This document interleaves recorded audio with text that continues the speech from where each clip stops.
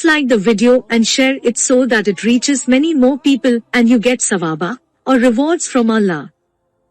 This could be a sawabe jariyah or continuous reward for you long after you are gone. Volume 8, Book 75, number 359. Narrated by Aisha. When Allah's apostle was healthy, he used to say, "No prophet dies till he has shown his place in paradise, and then he is given the option to live or die." So when death approached him, during his illness, and while his head was on my thigh, he became unconscious for a while, and when he recovered, he fixed his eyes on the ceiling and said, "O Allah, let me join the highest companions." See Quran 4-69. I said, "So, he does not choose us." Then I realized that it was the application of the statement he used to relate to us when he was healthy. So that was his last utterance, before he died, i.e., "O Allah, let me join the highest companions." Volume 8, Book 75, number 360. Narrated by K. I came to Kabab, who had been branded with 7 brands, 1, and he said, "Had Allah's apostle not forbidden us to invoke Allah for death, I would have invoked Allah for it." Volume 8, Book 75, number 361. Narrated by K. I came to Kabab, who had been branded with 7 brands over his abdomen, and I heard him saying, "If the Prophet had not forbidden us to invoke Allah for death, I would have invoked Allah for it." Volume 8, Book 75, number 362. Narrated by Anas. Allah's apostle said, "None of you should long for death because of a calamity that had befallen him, and if he cannot but long for death, then he should say, 'O Allah, let me live as long as life is better for me, and take my life if death is better for me." Volume 8, Book 75, number 363. Narrated by Sahi bin Yazid. My aunt took me to Allah's apostle and said, "O Allah's apostle, my sister's son is sick." So he passed his hand over my head and invoked for Allah's blessing upon me and then performed the ablution. I drank from the water of his ablution and I stood behind him and looked at his khatam, the seal of prophethood, between his shoulders, and its size was like the button of a tent. Volume 8, Book 75, number 364. Narrated by Abu Akil. That his grandfather, Abdullah bin Hisham, used to take him from the market or to the market, the narrator is in doubt, and used to buy grain, and when Ibn Azad Zubair and Ibn Umar met him, they would say to him, "Let us be your partners in trading," as the Prophet invoked for Allah's blessing upon you. He would then take them as partners, and he would sometimes gain a whole load carried by an animal which he would send home.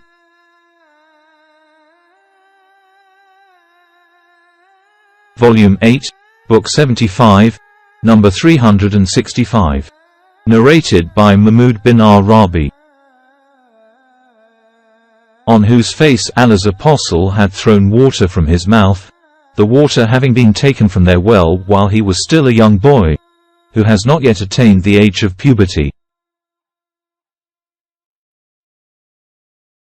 Volume 8, Book 75, number 366. Narrated by Aisha. The boys used to be brought to the Prophet, and he used to invoke for Allah's blessing upon them. Once an infant was brought to him and it urinated on his clothes.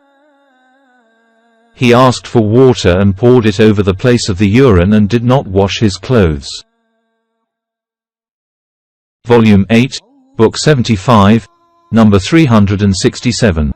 Narrated by Abdullah bin Thayalaba bin Su'air, whose eye Allah's apostle had touched, that he had seen Sa'd bin Abi Waqqas offering 1 rak'ah only for the witr prayer. Volume 8, Book 75, number 368. Narrated by Abdur Rahman bin Abi Layla. Kabir bin Ujra met me and said, "Shall I give you a present?" Once the Prophet came to us and we said, "O Allah's apostle, we know how to greet you, but how to send salat upon you." He said, "Say, Allahumma salli ala Muhammadan wa ala Ali Muhammadan, kama sallaita ala al Ibrahima innaka Hamidun Majid. Allahumma barik ala Muhammadan wa ala al Muhammadan, kama barakta ala al Ibrahima innaka Hamidun Majid." Volume 8, Book 75, number 369. Narrated by Abu Sa'id al-Khudri. We said, "O Allah's apostle, this is, i.e. we know, the greeting to you. Will you tell us how to send salat on you?" He said, "Say, Allahumma salli ala Muhammadan, abdika wa rasulika kama sallaita ala Ibrahima wa barik ala Muhammadan wa al Muhammadan kama barakta ala Ibrahima wa Ali Ibrahim." Volume 8, Book 75, number 370. Narrated by Ibn Abi Awfa. Whenever somebody brought alms to the Prophet, they used to say, "Allahumma salli alayhi, O Allah, send your salat, grace and honor, on him." Once when my father brought his alms to him, he said, "O Allah, send your salat, grace and honor, on the family of Abi Awfa." Volume 8, Book 75, number 371. Narrated by Abu Humayd as-Saidi. The people said, "O Allah's apostle, how may we send salat on you?" He said, "Say, Allahumma salli ala Muhammadan wa azwajihi wa dariyatihi kama sallaita ala Ali Ibrahim, wa barik ala Muhammadan wa azwajihi wa dariyatihi kambarakta ala Ali Ibrahim innaka Hamidun Majid." Volume 8, Book 75, number 372. Narrated by Abu Hurairah,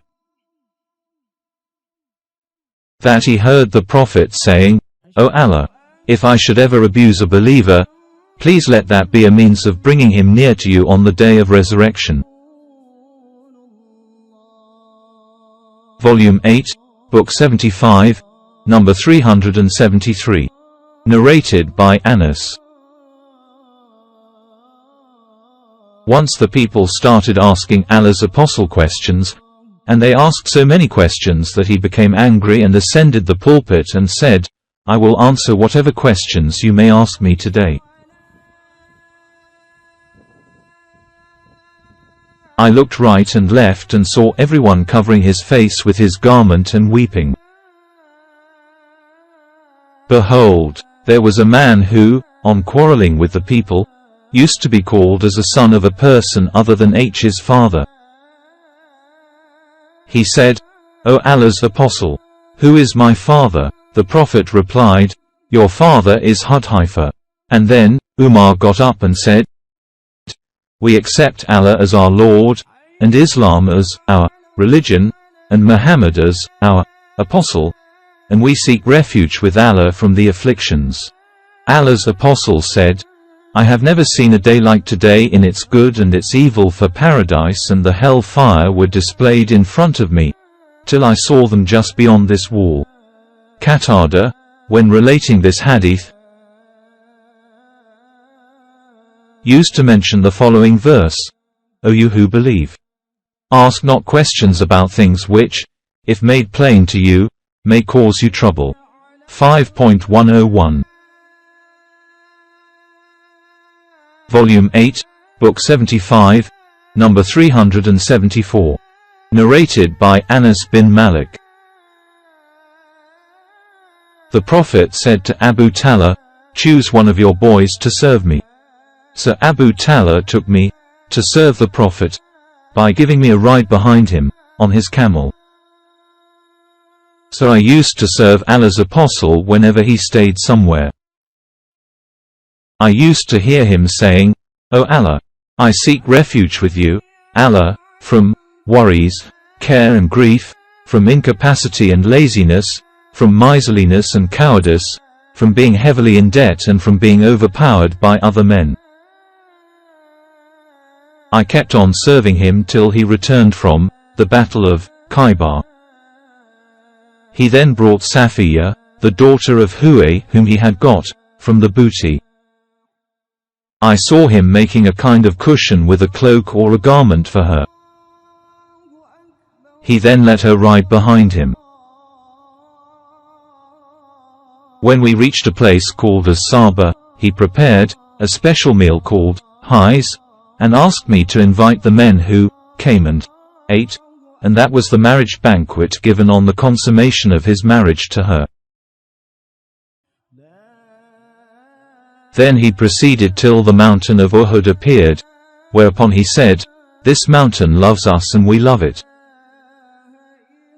When he approached Medina, he said, "O Allah, I make the land between its, i.e., Medina's, two mountains a sanctuary, as the Prophet Abraham made Mecca a sanctuary. O Allah, bless them, the people of Medina, in their mud and the SA units of measuring."